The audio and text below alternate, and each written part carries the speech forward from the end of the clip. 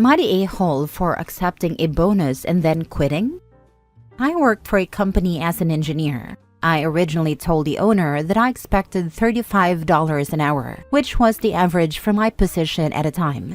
I agreed to $24 per hour with the understanding that I would work my way up as I proved myself. Yes, that was naive. After 2 years, they increased my pay to $26 an hour.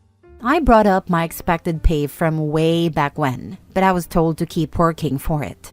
Another company sent me a job offer for about $54 per hour and better benefits.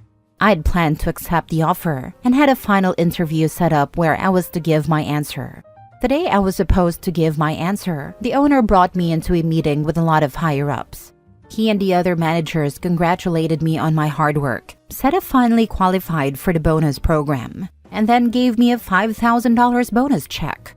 The kudos and the bonus were nice, but I had been saying I expected a certain pay rate for 2 years. I had gone above and beyond my duties. The average salary for my position had increased in that time, and I had been very open with my boss about that.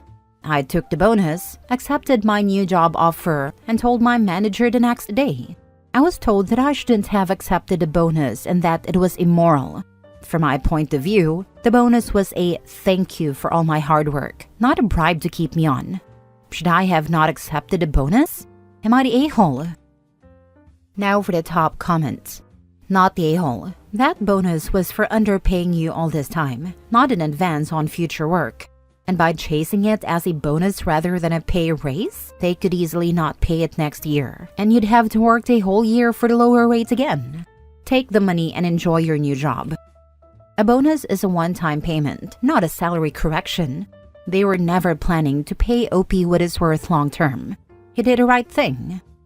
If they truly valued his work, they would have increased his hourly wage, not dangled a temporary incentive. He doesn't owe them anything. Not the a-hole. The way a lot of people look at compensation is, a bonus is a reward for work you've already done. Stock is for future performance. So that bonus was yours for all of the hard work you had already done. There are plenty of people who will quit a job but stay around long enough to get a yearly bonus, where it's offered. That is not immoral since it's for work already done. I got laid off and still got my bonus. It was a WTF moment, but showed the bosses had no choice. I still got a bonus after leaving a company. They were given once a year at the same time every year and based on a percentage of profits. Since I'd contributed to 10 months of work towards that profit cycle, they gave me a prorated bonus 2 months after I stopped working for them. I had no idea they were going to do that. It was a nice little surprise direct deposit. Not the a-hole. You earned that bonus. They said it themselves. You worked hard and you qualified for the bonus. You were transparent about expectations. I believe the $5,000 is the definition of too little too late. Especially since it's equivalent to roughly $2.50 an hour pay raise if he worked 40 hours a week. Next story. Am I the a-hole for refusing to fund my boyfriend's genius idea? I, female 24, have been dating my boyfriend, male 29, for 3 years. And while it's always been a bit wacky, I usually find it kind of endearing. This time, however, he's really outdone himself. A few weeks ago, he told me he had a groundbreaking idea that would change humanity forever. Entertaining him, I asked what it is. His answer? He wants to invent a new color. Before we go any further, it's important to note that we are both college graduates. I graduated in biochemistry last year, and my boyfriend graduated in philosophy a few years before, which makes this all the wilder, I guess. I try to gently point out that colors exist as part of the visible spectrum of light. So unless he was about to discover a new wavelength, this might not be possible. But he waved me off, calling me close-minded and saying he was enlightened in a way you'll never be. At first I just nodded and let him ramble about his vision. But then he told me he needed funding to start his research. Specifically, he wanted me to give him $4,000 so he could buy supplies, including advanced art tools, a lab coat, because apparently scientists wears them so it would make him feel smarter, And, wait for it, a trip to the desert because he thinks the pure sunlight there will inspire him. I told him absolutely not. I'm saving for grad school, and even if I weren't, I'm not dropping thousands of dollars on his, whatever this is. He got mad, saying I didn't believe in him or his potential to revolutionize human perception. He even accused me of being jealous that he had a world-changing idea, and I didn't. I got really heated, and he ended up saying a lot of things about using my card since he knew the details anyway. For reference, he's been unemployed for a while now, while I have a regular job. I ended up saying some things I do regret, but a lot of it was in retaliation. Now he's sulking and telling everyone I'm unsupportive and afraid of innovation. His friends are backing him up, saying I should be encouraging his creativity instead of crushing his dreams. Am I the a-hole for refusing to fund his quest to invent a new color? Edit. Regarding drugs, we smoke weed occasionally but haven't in the past few weeks. I've never seen him do any other drugs, nor have I found any in the house. So I don't know if I can really blame this on a bad trip. Saying he was enlightened in a way you'll never be. With his superior enlightened brain, he should easily be able to figure out how to make $4,000 himself. Not the a-hole, but you would be if you allowed a delicate genius to demean himself by begging for money from a lesser intellect. He's obviously better than that. My reply was obviously glib, but there is the possibility that he's having some sort of mental breakdown that requires professional attention. I would suggest to OP to request a new credit card number, so he no longer has the number memorized. This was exactly what came to my mind first too. Proactively cancel that card and ask for a new number. Then be sure it's stored somewhere he can't easily see or memorize. Also, OP, keep checking your credit card account so that the moment you see a single charge that isn't yours, you know is stealing from you intentionally. Nah, she needs to open a new account at a different bank, transfer the vast majority of her money to it, hide all evidence of it, and keep the card somewhere else that's not her wallet. Make sure it isn't connected to PayPal, Cash App, or any other way he can send money to himself. She needs to change her online banking, Cash App, PayPal, and email passwords and fully cut this guy off. She needs to break up with him or tell him he goes to therapy with her or it's over. As a woman, I'll never understand the crap some of us let partners put us through. This dude would be an ex the second he insulted my intelligence and threatened to steal my money without permission. Y'all ladies gotta grow backbones and some standards. Damn. Not the a-hole, but I'm concerned about him. This sounds less wacky than like a possible symptom of mental or neurological illness. I'm not a doctor or a psychologist, but if someone close to me said this and seemed serious about it, I'd be seriously concerned about their health. Yeah, and he's in a prime age range for psychological issues to pop up. He sounds kind of manic. Weed can cause psychosis in people who are already prone to psychosis. It can definitely bring a disorder out earlier than it would have. Mini update. Thank you all for the advice. I've moved the majority of my money into my second bank account for now, which I'm pretty sure he doesn't have access to. In terms of his mental health, I'm not in the habit of sharing his personal history online. But after seeing all your comments, I do agree that this might be a mental health issue. I'm going to attempt to approach him with the idea of a consultation tomorrow. If anyone has any advice on how to bring it up without it coming across as insulting, I'd appreciate it. I know he was down after losing his job, but your comments have made me more worried about more serious illnesses that he may have. Next story. Am I the a-hole for not telling my uncles we won't inherit anything? Before my 18-male grandma passed away, she and I had an arrangement. She gave me money to buy horror novels, and I read them to her twice a week. We spent a fair amount of time together.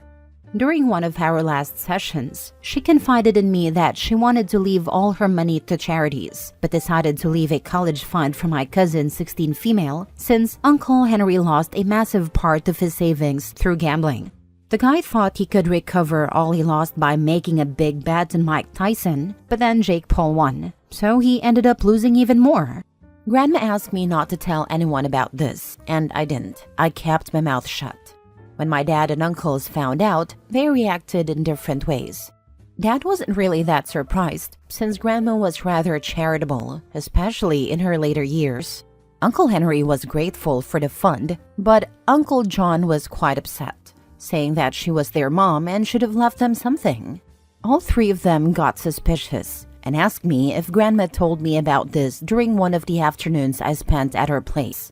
I admitted that I knew about it, and Uncle John said I should have told them first instead of letting them find out this way, that it wouldn't hurt so much if he had time to prepare instead of being caught off guard. Now for the comments. Not the a-hole. You had private bonding with your grandma, and she told you about a decision that she made. You did not have to spill it to anyone else. In fact, it would have been chaos if you had. Uncle John didn't want time to process and not be surprised. He wanted time to go to his mother and pressure her in her dying days to give him money. I bet he wouldn't have even tried to get your dad or the other uncle a cut. He just wanted it for himself. He would have caused a huge family rift as your grandma was dying and taken away her peace. So, by not starting that off, you are definitely not the a-hole. Exactly. Uncle John wasn't looking for time to process. He wanted time to manipulate her. He respected your grandma's wishes and protected her peace in her final days.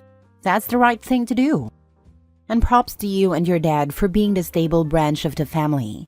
Leaving a college fund for one grandchild because her son had gambled his money away and telling another you don't seem to have at any point asked for or expected her money, and she was confident enough in your relationship to tell you without worrying. Not many 18-year-old guys are that good with grandma.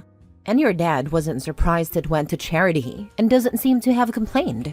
I hope you all have many happy memories of grandma and that those horror novels sit nicely on a bookcase somewhere. Not the a-hole. Uncle John said I should have told them first instead of letting them find out this way, that it wouldn't hurt so much if he had time to prepare. Translation: I could have bullied her into changing her mind if you'd told me about it while she was alive. She knew what she was doing when she asked you not to say anything.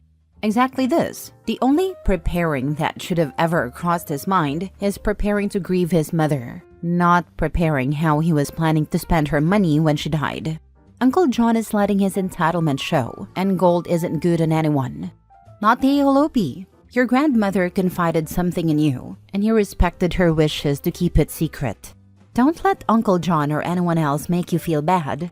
It's them who should feel bad for acting entitled to someone else's money. Next story. Am I the a-hole for refusing to pay my friend $60 that I owe him? I, 30 male, and my close friend Jake, 29 male, have been close for years. Over the years, I've lent Jake money so many times. I'm talking $50 here for gas, $100 there during a trip, even once $300 when I needed to buy an emergency PS5. I never really kept track because I trusted him. He paid me back some of it over time, but he still owes me a decent chunk, which I've never bugged him about. He would occasionally gift me skins in the games we play in an attempt to balance the books. A few weeks ago, Jake covered my $60 when I left my wallet at home during a group dinner. I told him I'd get him back, but life got busy and I totally forgot. A few days ago, he texted me, "Can you send me that $60 from dinner?" I apologized for forgetting and said I'd sent it that night, to which he replied, "I shouldn't have to chase you for this, man." That rubbed me the wrong way. I didn't say anything at the moment, but it really started to bug me. I thought about all the times I lent him money and how I never pressured him to pay me back. I never once sent him a passive-aggressive text or made him feel bad about it. So I didn't send him the money right away, and instead told him, "Look, I get that I owe you $60, and I'll pay you back, but let's not pretend this is some one-sided thing. You still owe me hundreds, and I've never hounded you about it." Jake didn't take that well. He said it's not the same thing, because I never asked for my money back. So it's on me if I didn't care enough to get it. Now he's mad at me, thinking I didn't pay him back intentionally, saying I'm deflecting to avoid paying him back, and that I'm being a bad friend. I feel like I'm in a weird spot here. Yeah, I owe him $60, and of course I'll pay it back. But on the other hand, his reaction feels so hypocritical, given everything I've done for him financially over the years. Am I the a-hole? Edit. I paid him back like I always intended to do. Jake is a hypocrite and also an unblushing user. Time to make him grow up, OP. Send a new text. Hey, Jake, this whole thing is leaving a bad taste in my mouth. We both know that you owe me way more than $60. I haven't been hounding you for it, but that doesn't change the fact that you borrowed the money and said you'd pay it back. And you still owe me. It's been bugging me for quite a while.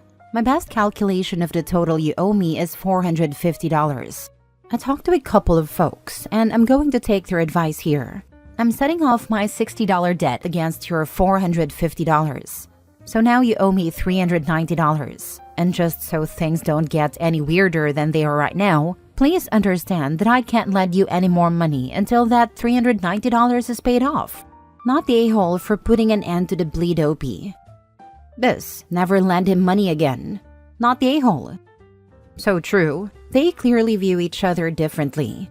It's like in the movie Bronx Tale. Instead of hounding the guy for the money, just write it off and you never have to lend him money again. I for sure wouldn't. Not the a-hole. I would be furious at his dig. Even before the dig, I was on your side, but that pushed it way over the edge. Are you sure this is a friendship worth maintaining? We have been friends for over 10 years, moved to a different country for our higher education together, and are really close to each other's families. So I would like to think yes. Fair enough, but bear in mind this is not someone you should ever lend money to again. Last story. Am I the a-hole for taking my friend's sick dog to an expensive vet without her consent while she was away? I, 20 male, agreed to dog sit for my friend Alma, 22 female, while she was away for a week visiting her parents. On day 3, her dog, Cherry, started vomiting and refused to eat. I called her, but she didn't pick up. She was at a festival. I panicked and took Cherry to the emergency vet, where they diagnosed her with a blockage and performed a $1,400 surgery. Cherry's fine now. When Alma got back, I gave her the bill, explaining it was an emergency and that it was my only option. She completely blew up, saying she'd never have approved such an expensive procedure and would have waited to see if Cherry improved. She says she's broke and can't pay me back. Our mutual friends are split. Some say I saved Cherry's life and didn't have any better options, while others say I overstepped by not waiting longer because it's not like a dog could die that quick. Alma's now ignoring me and telling everyone we know that I forced her into debt. Am I the a-hole? Not the a-hole. A blockage can kill any dog quickly. You literally saved her life by taking her. Well done for noticing she was really unwell. It can be tricky to spot. Edited to add. The vet wouldn't just go ahead with the surgery without exploring the option of making the dog sick first to see if whatever is causing the block could come out. This obviously wasn't a viable option. Some vets will get it wrong, of course. We are human. I'm right in this instance, and so was the treating vet. Second opinion wasn't an option for OP. It was crazy. I just grabbed her and went to the vet. Don't know much about dogs, but I knew something was definitely wrong. All vets are expensive, and in an emergency situation, they're very expensive. You did the right thing. Not the a-hole. She'd be crying about how you murdered her dog if you'd taken the only other humane route. You absolutely did the right thing. $1,400 isn't even particularly expensive for that kind of surgery. Yeah, I just couldn't sit back and do nothing. I'd hope someone would do the same for me.